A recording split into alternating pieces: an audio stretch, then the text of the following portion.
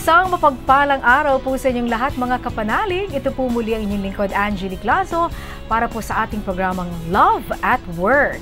At kung inyo pong natatandaan, nung nakalipas na linggo, pinag-usapan po natin ang isang programa na may kaugnayan sa pagbibigay ng trabaho, yung pong tinatawag na self-employed o kaya naman po yung wage-employed para po makapagtrabaho ang ating mga kapatid na kapuspalad. Pero kasabay po nun, syempre, ang values formation. Ngayon po, pag-uusapan natin na isang bagay na talagang hindi maiiwasan dahil ang Pilipinas po suki. Suki po ng mga bagyo, suki po ng mga disaster. Sad to say, isang bagay na hindi na po talaga natin pwedeng talikuran o hindi tayo makakaiwas dahil nandito talaga po ang daanan ng napakaraming bagyo. Pero ang pwede natin gawin ay kung papaano tayo maging laging handa. At yan po ang ating tututukan ngayong araw na ito. Mga kapiling po natin ang mga nasa likod ng programa ng Caritas Manila pagdating po sa tinatawag na Disaster Risk Reduction and Management Program. Okay, so welcome back dahil nakasama na po natin minsan sa ating programa si Ms. Helen Oreto. Siya po ang Social Development Head. Magandang araw, Magandang araw sa lahat at sa mga manunood ng Love at Work. At ito nga, nakakabulol yung mga letra ng... Kasi kung sa gobyerno, nandiyan yung NDRRMC, pagkahaba-haba, dahil National Risk Reduction and Management Council yan. Ito naman po, ang letters are DRRM. Pero meron pang P kasi program. At kapiling natin ang program officer, si Miss Hilda Avedillo. Magandang araw. Magandang araw. Buena mano, for the first time kasama ka namin. Tama ba ako, Hilda? Talagang, Helen, talagang ang Pilipinas suki ng napakaraming bagyo sa isang taon. Mga 20, kumisan kulang na yung alphabet halos. Dati na naman yun, kaya lang ay mas, kung mapapansin natin, mas grabe yung epekto. Tsaka paiba-iba na ng dinadaanang lugar. So hindi natin ma-predict kung saan babaha at saan hindi. Dati sinasabi natin na, uy, sa Mindanao hindi halos binabagyo. Pero ito nakita natin in the last few months, dinadaanan na siya ng bagyo at ng matinding pag-ulan. So, Sendong, then Pablo naman po ngayon. Talaga. Sunod-sunod. So, ano yung nagiging strategy ng Caritas Manila para mapaghandaan natin itong mga tinatawag na climate changes, itong mga natural calamities? Ngayon ang Caritas naka-focus, kaya binago natin yung pangalan dun sa dati kasi ang tawag natin ay Emergency Relief Operation. So for 1950s pa, ganyan na yung dinideliver na services ng Caritas, at ang Caritas ay kilala sa pagbibigay ng emergency relief assistance. So lately lang nung naimbento din ng gobyerno yung katawagang NDRRMC at binaba nila yan hanggang community, hanggang barangay level kasi meron yan.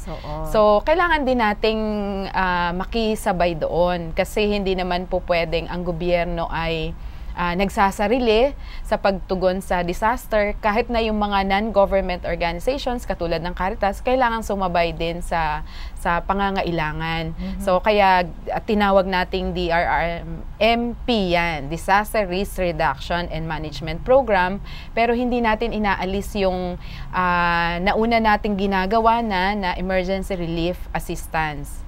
So, dinagdagan lang natin ng component na more on capability building. So, ibig sabihin, bumaba din tayo sa mga lokal na komunidad, pamayanan natin, para turuan sila, more on training. Turuan sila kung paano, kaya nga risk reduction yung pangalan ng programa kasi hindi pa man nangyayari yung bagyo, o kung anumang disaster ay piniprepare na natin sila sa kahandaan nila, yung mga kanilang skills, kung paano ang mga gagawin, saan pupunta, at ano yung mga kakailanganin nila pagka merong mga ganitong disaster. Kasi nga ang sabi natin, at ito talaga time and again, ang taong may kaalaman ay hindi nagpapanik agad. Kasi kapag hindi mo napaghandaan, hindi mo ni-run through sa bahay, pwedeng yung mga emergency drills sa pag may lindol, saan ka magtatago? Pupunta ka ba sa ilalim ng kama? Sa ilalim ba ng pinto? May mga scientific studies na kung ano yung mga dapat gawin, di ba? Kung hindi na ituturo yan, ang first thing na tawag dito, yung first reaction mo, kabahan at manervyos. At yung iba, doon namamatay sa panic. So with this, yung risk reduction, nababawasan because of the naituturo. Wala sanang, kapag may disaster, sana walang casualty. Yes. So walang namamatay dahil hindi alam yung kanyang gagawin kapag may darating na disaster. Okay, so paano na i-organize ng Caritas Manila? Dahil sabi nga natin, grassroots na rin yung organization. Paano ang naging strategy na ginagamit ng Caritas Manila? Nakipagtulungan tayo din sa gobyerno, sa pamahalaan, nung itinatatag at ginagawang hanggang sa local level yung NDRRMC, hanggang barangay level, nagko-coordinate din tayo doon. Nakikipag-partner tayo sa mga barangay, sa mga... Parish level ba tayo? Oo, parish level. In the Archdiocese of Manila, meron tayong mga communities na tinutukan for the last 2 years. Meron po tayo sa Tondo, meron rin sa Pasay, Mandaluyong. Tapos po, isa po sa relocation site sa Bulacan. Bakit ito yung mga lugar na tinutukan natin? Identified po sila as vulnerable area. Sila po yung, pag sinabing vulnerable, sila yung malapit sa ilog or sa dagat. Tapos yung population po nila sobrang dami. Even yung mga houses nila dikit-dikit or light materials. Tapos po, overcrowded po talaga yung area na yon. So, kahit yung creek, ganun lang kalapit sa kanila. So, kaya po tinawag sa yung vulnerable area. Even yung mismong pwesto ng tirahan nila is nasa danger zone, sa earthquake. So, kaya po tinawag na vulnerable. So, doon po sa doon sa 5 area po na yon, nakikipag-tie up din tayo sa barangay nila para at least makapacitate din ang mga volunteers natin. Kasi po, hindi rin po talaga kakayanin ng barangay para sagipin lahat ng mga tao doon in times of disaster. Ito mga volunteers natin, marunong na. Kaya na nilang sagipin yung either family nila or yung kapitbahay nila. So anong klaseng skills training ang naibibigay sa kanila? Meron po tayong, dahil po isa sa component ng program ng disaster, which is preparation or prevention phase, dito po sa Caritas, nagtuturo po kami sa kanila more of seminars, orientations, and trainings. Nandyan po yung community-based disaster risk reduction, meron po yung basic life support, CPR, tsaka first aid. So, kinakapacitate po namin sila. Tapos po, in terms of evacuation, di ba po ang ating government, like Pag-asa, may mga warning signals. So, tinuturuan natin sila maging aware sa mga ganon para hindi na sila mag-aantay din ng sobrang severe ang signal na doon pa lang sila aalis. So, in first signal pa lang, alam na nila kailangan nilang maghanda na or prepare yung buong family. After po yung orientation and seminars, kinoconduct mismo natin ng actual doon sa community. So, nung 2012 po, nag-conduct po kami ng drill within the 5 communities kung saan inactivate po yung mga volunteers kung paano sila mag-evacuate from their houses hanggang papunta sa evacuation center. So, kunyari, simulated. Apo. Alright, naku, bumabaha na, umaapaw na ang ganun creek. po yung Okay, nangyari. so anong gagawin? Ayan. BEC level din pwedeng gawin ito. No? Kasi ibang mga parokya, ang lalaki na rin di ba? Apo. Ngayon, isang community talaga. Talagang pumili lang ng mga communities na unang at madalas naaapektuhan. Pero eventually, buong parish level, tinitrain na din ngayon. So, marami kang nabanggit dyan, na mga training modules.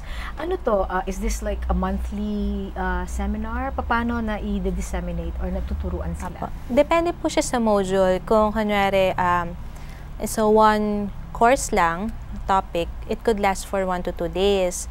Pero kung ito po ay like yung sa training ng basic life support and first aid, maglalast po siya ng 3 or more days. Kasi at may certificate ba sila pag natuto na sila? Kasi po hindi po siya basta-basta na ibababa mo lang yung knowledge, kailangan mo i-return demo nila as well para malaman mo kung talaga natutunan po nila yung tinuro. Oo, like yung Skills eh.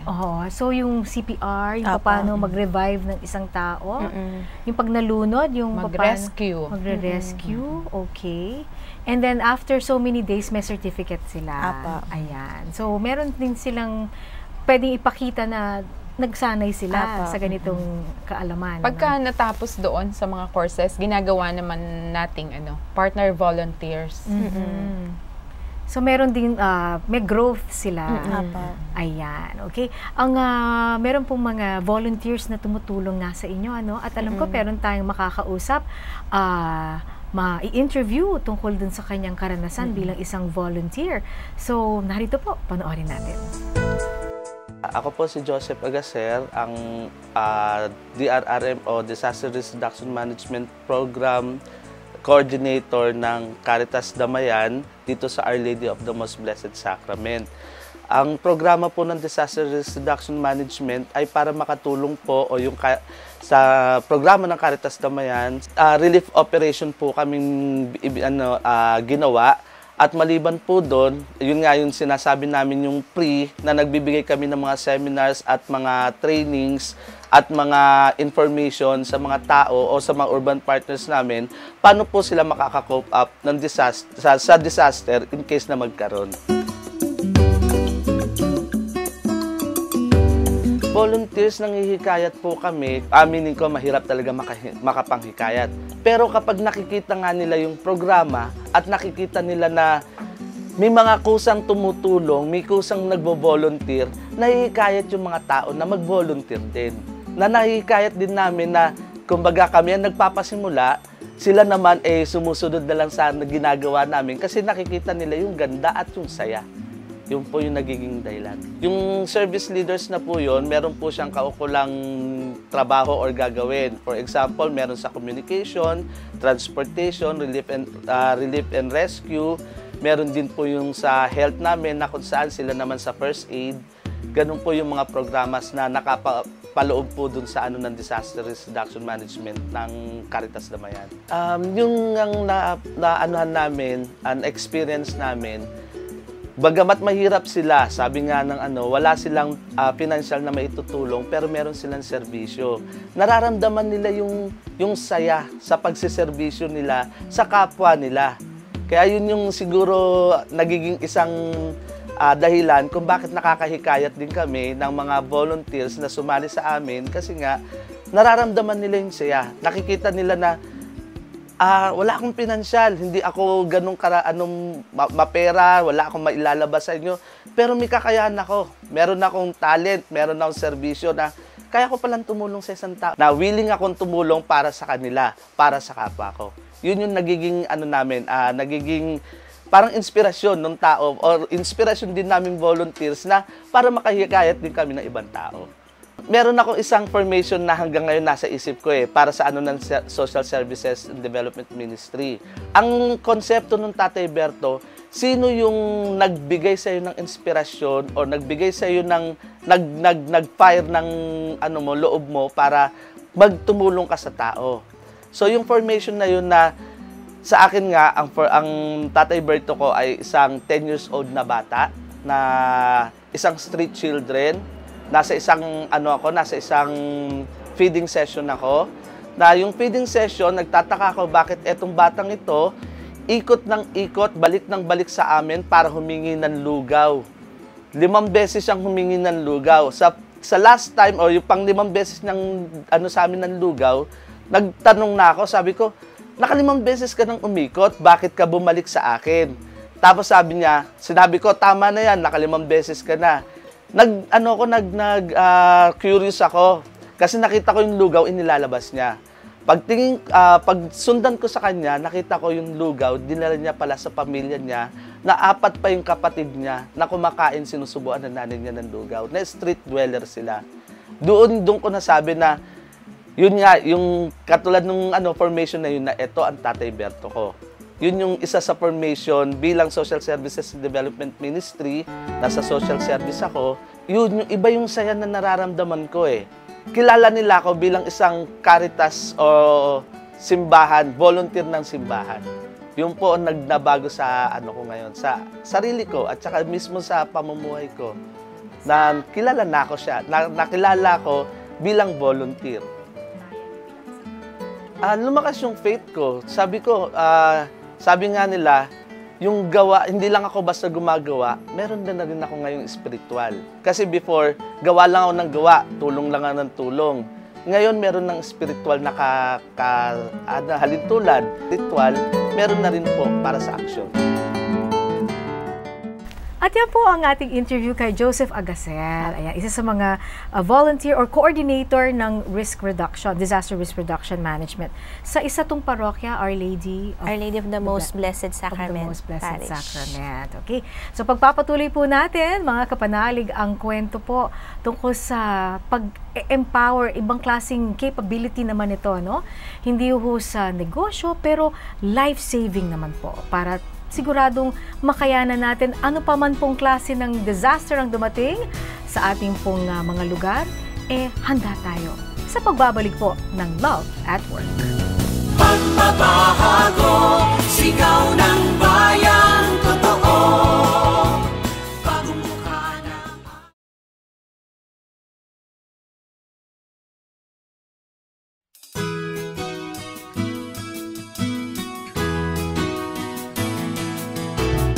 At nagbabalik po tayo sa ating programang Love at Work. Ito po muli yung lingkod, Angelique Lazo. At kasama natin si Miss Helen at si Miss Hilda. Na sila nga po ang nasa likod ng pagtulong sa ating mga kababayan para maging handa sa anumang disaster. So yung tinatawag na risk reduction and management program ng Caritas Manila. So kanina nga po narinig ninyo ang panayam kay Joseph na isang volunteer na coordinator. Paano yun? Nagsimula siya bilang isang volunteer tapos eventually naging coordinator ba siya? Ganun ba yun? Apa. Kasi po sa SSDM po, which is Social Service Development Ministry, may mga coordinator po sa iba't ibang program. And then nung nag-start po ang DRRM, so naatasan din po siya ng kanyang SSDM and a parish priest na siya yung mag-handle po nung program para maibaba po sa community. Lalo na po yung area po nila ay considered na isa sa mga vulnerable area po natin. At ito, nire-replicate itong mga coordinators sa iba't iba pang mga, yung mga sabi nyo nga, yung mga model areas ba to or parang vulnerable areas. Pero ito muna yung mga panimula na lugar kung saan tinetrain sila. Okay. Pero in every parish ngayon, naglagay na kami ng DRRM coordinator. Very good. Oo. Katulad ni Joseph. Si Joseph lang, mas marami siyang dobleng ginagawa. Kasi mas marami siyang, naka-center siya sa Caritas, plus nandun pa sa parish nila yung isa sa mga areas na tinututukan ng disaster program. So anong trabaho ng coordinator? Ang coordinator po is, sila po yung una-una sa lahat po ng trainings na kinoconduct po ng Caritas, responsible po sila na i-trickle down siya sa community. So hindi lang ito for risk reduction, pero lahat ng mga programs? Sa risk reduction po, sa disaster po, binababa po talaga nila yon. Pagkatapos po, aside po do sa kinakapacitate nila yung ating mga partner, urban partners, in times of disaster po, sila po yung pinaka on-field ko na at least kahit pa paano nalalaman ko kung ano nangyayari sa area.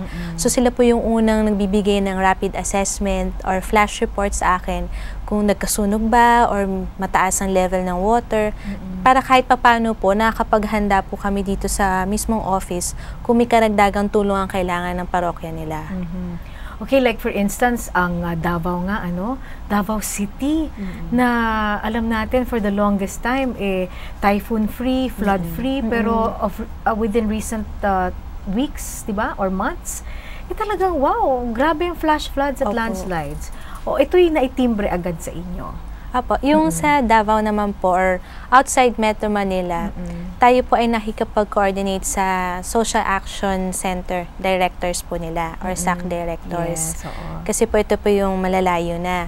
Pero po, capable naman po ang mga directors dun po sa mga provinces. So sila po yung nagre-report din sa atin kung ano po yung kailangan na tulong para ma-assist po natin sa kanila. It's either through financial or through in-kind po ang pwede nating ibigay.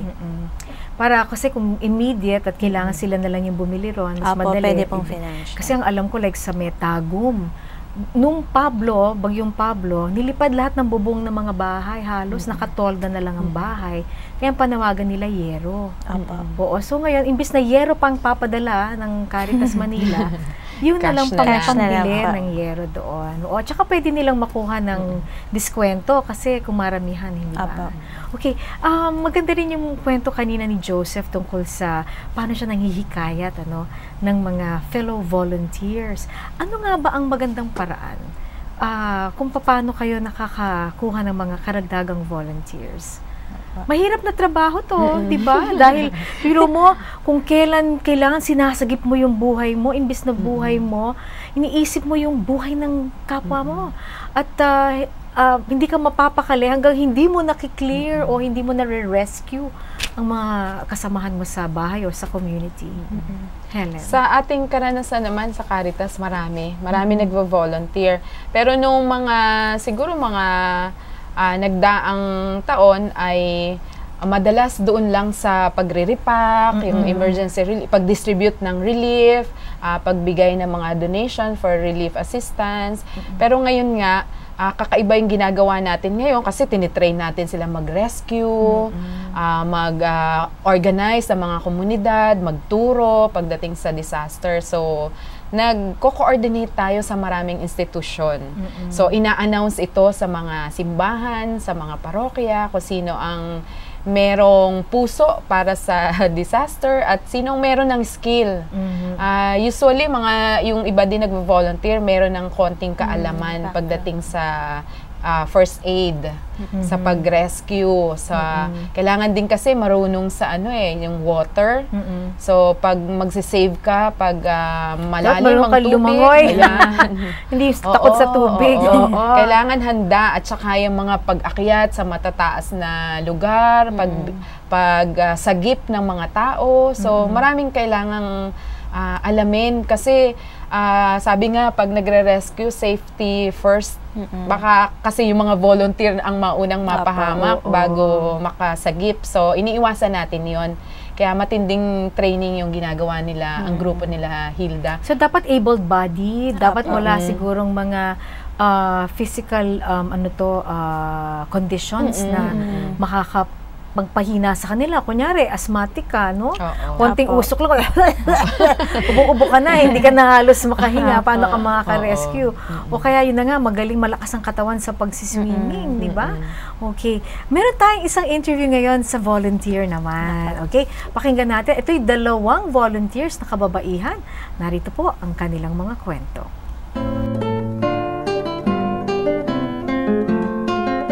Ako po si Marilo de Jesus.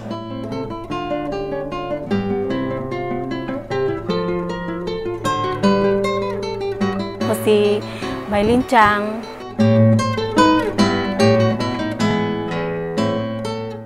Naging parte ako ng programa ng Caritas. Simula pa nung 2010. Pag may mga kalamidad na dumarating dito sa Baseco, ako ang naglilista ng mga tao para mabigyan ng relief. Ayun, minamapping ko yung mga tao. Sama-sama kami ng mga volunteer ng Caritas din.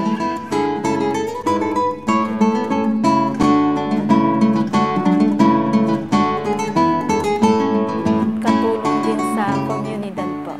Gusto ko kasi makatulong sa mga kapitbahay namin. Para sa akin, hindi naman po mahirap na maging volunteer. Ang tinitingnan ko sa pagiging volunteer ko, sa Diyos ko ginagawa. Masaya po ang kalooban ko na kahit papaano nakakatulong kami.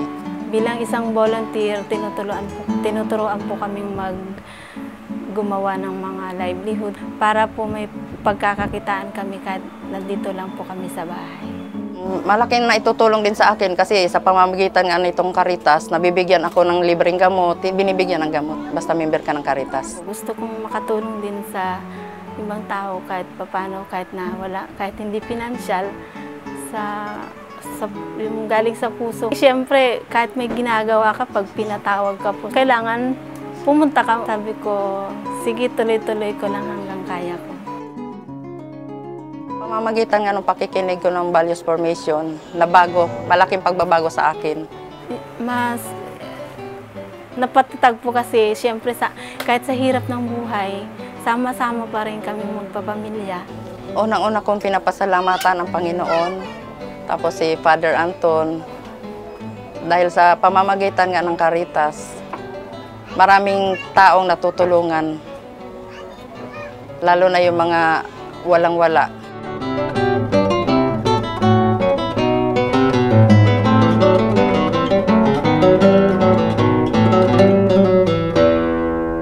Ayan, so ito naman, dalawang ladies. Paano nila naisip na maging bahagi nito?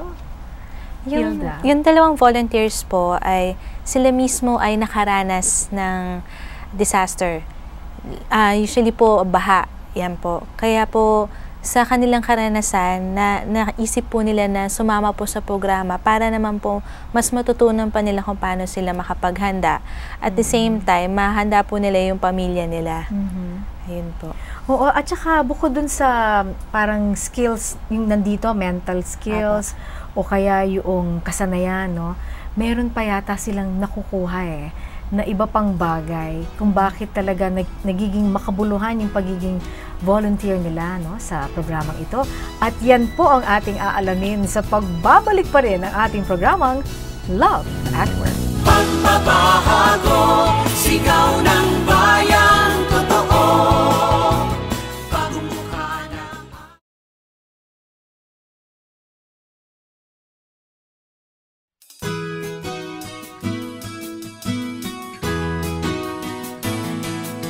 At balikan po natin ang Love at Work at tinatanong nga po natin sa ating mga bisita kanina kung ano yung mga nakukuha pa ng mga volunteers at yung mga tao pong nagiging bahagi ng disaster risk management program ng Caritas Manila. So, tungkol sa pagkapwa-tao, nagiging paano nagbabago ang isang nagvo-volunteer?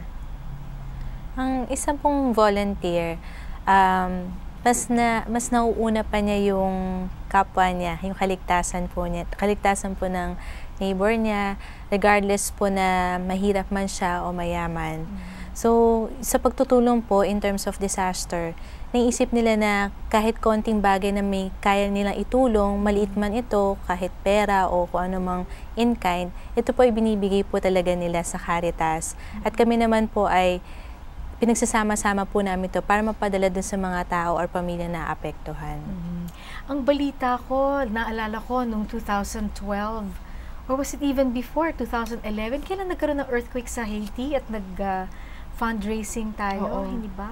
Anong nangyari doon, Helen? Fundraising. Nagpadala tayo ng financial assistance. Kahit na nung sa Japan. Nung nag-tsunami sa Japan. Nagpadala din tayo.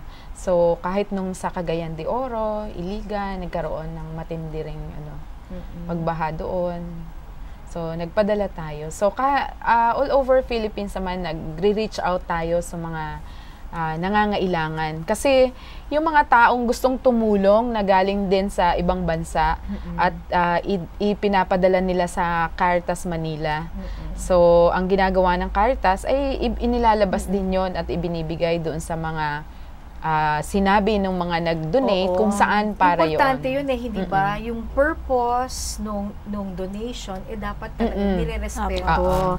At ang maganda kasi, alam mo naman, kung minsan, ito yung malungkot, diba mga kapanalig, kabisado nyo to, nababago yung mga bag na iba na mukha na ng kung sino, nakalagay dyan, parang nagagamit tuloy.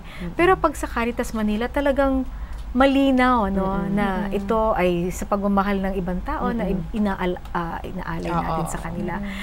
Kanina pa humehelo sa akin itong bag na to, mga kapanalig. Kung inyo pong napansin, merong napakamalaki bag, ano ba to? Ito po yung relief bag po natin. This is the relief bag. At ano ang laman ng relief bag? Ito pong relief bag natin is good for a family na 3 days po. 5 members of the family for 5 members pagkain, may bigas. May bigas po, canned goods. Yung water po, minsan, pero sineseparate natin ng water kasi usually baka matabunan ng tubig sa loob. And then po, yung iba pong mga coffee natin or yung sugar na kailangan. Ayan po, mga more of food items po talaga yun naman. So this is good for 3 days. Apa. Okay. And napansin ko, iba na yung lalagyan niya ngayon. Kasi nung dati nagpadala kayo ng sample sa Radyo Veritas, parang yung katsa niya iba itsura. Ngayon parang iba na naman. Ano ba yung... Bakit ganun? Kasi nagdedepende lang tayo sa mga recycled materials. Kaya naman So, pala. ano yan? Double lining yan. Yung sako yung nasa loob. And then yung nasa labas. Sa loob. Pakita natin, Ayun, may sako pala siyang lining. Para hindi siya, Para siya pag nabasa, waterproof. Pag nabasa, hindi maapektuhan yung pagkain sa loob. Oo, lumulutang din siguro to, no? Ayan. Pwede siyang gamitin ulit ng naka-receive ng family sa ibang bagay. Reusable. Oo, kasi kung plastic na naman. Na-realize kasi Dagdag namin nung pollution. nagkaroon ng Ondoy, Tama. 100,000 relief packs ang napamigay namin. And saan napunta yung mga bag na yun? Mga plastic. Plastic pa noon. Oo. So iniisip namin, kung ganun karami, ganun din karami yung plastic na babalik. So kailangan environmental friendly na rin tayo. Simula na nag-Ondoy, after nun, nag-decide kami na mag-recycle na lang tayo ng mga pagsisidlan. Kaya lang, minsan nagiging maong. Yung mga maong na depende rin sa donasyon. Oo, depende sa kung anong i-donate at makukolekta natin. Basta yung plain lang na malalagyan natin ng logo ng tatak. Ng tatak at saka matatali. Tali. Ito namang first aid kit. Yan, sa Caritas Damay. Ano naman ang laman yan? Ito first aid kit, good for 5 members of the family for 7 days. So, simula po from children hanggang adult, may gamot po dito. So, may syrup tayo, may capsule, tablet. Yung common lang po na lagnat, tsaka ubo, diarrhea. Pansugat. Aside po doon, meron nga po tayong pangsugat, yung mga ointment, mga povidone iodine, ganyan. Tapos po, naglagay rin po tayo dito ng libro bilang gabay sa first aid po nila para po yung mga hindi po nararanasan nilang kondisyon, kahit pa paano, alam nila pag naranasan, alam nila yung gagawin. Meron po tayong guide dito. Yan. And finally, meron tayong hygiene pack. Ang hygiene pack po, ganun din po. Good for 5 members of the family for 7 days. Ito po yung kapareha po ng first aid kit. Ito po yung mga basic po na pangangailangan ng isang pamilya, lalo na po pag nasa evacuation center. Ito po sa hygiene pack, yung mga toothbrush, mga toothpaste, sabon, mga napkin, sabon, tapos po yung shampoo, ganyan po. Mga bagay na madalas nalilimot natin lahat po ito ay recycled ang lalagyan. Ito po ay used na maong. Ito naman po used na tarpaulin. Ayan. So yung mga mukha ni Piolo, yung mga nakapaskel na malalaking billboard, merong pinapakinabangan pa. Okay. So, how do we sustain this? Paano nasusustain, napagpapatuloy, napapalaganap ng Caritas Manila ang ganitong uri ng tulong? Tuloy-tuloy ang ginagawa natin, nagne-network tayo sa ibang dioceses, itinatransfer natin yung kaalaman. Kung ano man bagong matututunan ng Caritas mula sa pakikipag-ugnayan sa pamahalaan, pagdating sa disaster, tinatransfer natin ito sa mga network na partners natin din hanggang sa community. And then patuloy yung pag-solicit ng tulong, pag-recruit ng volunteers, paghingi ng donasyon, whether cash or in kind, kahit ano. Nagtayo tayo nung Caritas Damayan na kahit na walang disaster ay pwede tayong tuloy-tuloy na tumulong. Yes, kasi mahirap naman na kapag nandyan na yung disaster, saka lang kakatok. Kaya kami makulit. Madalas kaming mag-hello at kumatok. Okay, yung kanina nabanggit mo, di ba, 100,000 plastic bags. Abay, kung mali ang pagdi-dispose nun, edi, ayan, karagdagan. Nakakalat din. Baha na naman tayo at, kumbaga, nakalala sa disaster yung tinulong natin, sayang lang, So, ano naman yung tinatawag na management ng program ng Caritas para sa solid waste? Meron ba? Oo. Bahagi dun sa mga capability building na pinili nga nating mga areas in Metro Manila, meron silang, nagturo tayo ng solid waste management kasi nakita natin na sila yung medyo prone dun sa, kasi nasa creek kadalasan yung mga families na yan. So, yung mga basura nakakalat, tapos ano yung pwede nilang gawin para replacement sa pagkakalat ay magtanim na lang. So, nag-introduce din kami ng urban gardening na ang itatanim ay hindi lang basta green, kundi makakain nila eventually. So, lahat yon na activities na yon ay bahagi ng capability building na ginagawa natin dun sa community para sa halip na may ibang pinagkakaabalahan ay ganun yung maging lifestyle sana na in-introduce natin na walang kalat at sa halip na kasi sa paglilinis, mamamatay din ng mga lamok ng dengue at ibang mga sakit, nababawasan, di ba, sa paglilinis natin. And then sa pagtatanim talaga, so paano yun? Meron ba tayong maitutulong sa mga butil o kaya sa mga gagamiting mga seedlings? Saan pwede lumapit para dyan?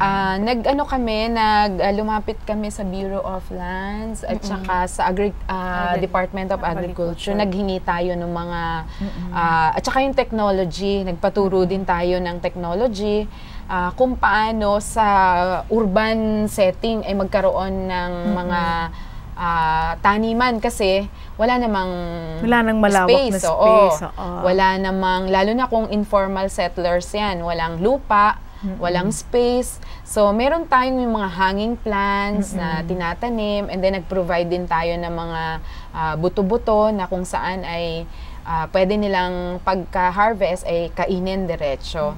So, medyo nahirapan lang kami sa pag-sustain nun kasi kailangan talaga babantayan mo, ituturo mo mabuti. Kasi syempre yung lugar na kung saan mo inintroduce yun ay wala naman kami parati doon. So, ang kailangang mga laga doon ay yung mga taong nakatira din doon. So, kung ilan lang sila at hindi mo maiimpluwensyahan ang buong komunidad, buong pamayanan, mahihirapan sila na i-sustain yung ganong mga activities. So kami, ginawa namin, may Operation Linis pa kami na kung saan ang mga staff ng mga Caritas every month, naglilinis kami, nakikilinis kami dun sa komunidad. So parang gusto naming ding mabago yung kanilang kaisipan na kailangan malinis yung kapaligiran. Ano ba yung nangyari noong Ondoy na nagkalat ang basura all over, nakasampay sa kung saan-saan. Saan ba nanggaling yun? So, paano ba ulit maiiwasan yung mga ganun na nakabara doon sa mga creek? So, doon nagsimula yung mga ganong activities na nag-unti-unti, nag-i-introduce tayo ng mga bagong hindi naman bagong kaisipan yun, dati na yun, kaya lang kailangan talagang gawin. Kumbaga nire-revive lang natin ang mga gandang practices. Kasi ang mas masaklap, so dumaan nga ang Ondoy, mga Sendong, Pablo, at ano pang pangalan sa, di ba, sa alphabet. Ang mas masaklap, yung hindi tayo natuto. Kasi hindi naman natin pwedeng ibalik yung kahapon na walang disaster. Ang pwede lang natin gawin mas maging ready para hindi na tayo masyadong siguro hindi mabawasan ng casualties, mabawasan yung damage sa mga dadaanan ng bagyo.